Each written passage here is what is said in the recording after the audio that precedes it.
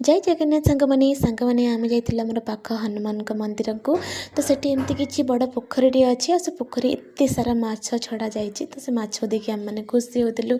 ताक किसी खाଇବା जिनस भोग जिनस भी दौलु से आराम से नहीं खाई। तो सांग मैंने आपण गोटे भल भजन टे गाँच भल लगे निश्चित लाइक गोटे करदेवे। हाँ सब्सक्राइब कर जमा भी भूलिए। दीपटी मति कर महाप्रभु जली भी तुमरि पाई।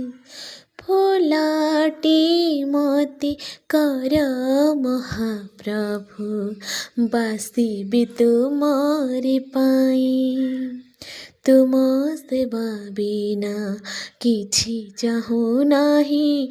तुम छड़ा प्रभु आउ केही नाही। देवदासी परी मति साजे हे कड़ा गुसे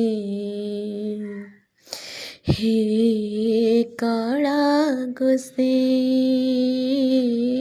जय जगन्नाथ सांग मैंने।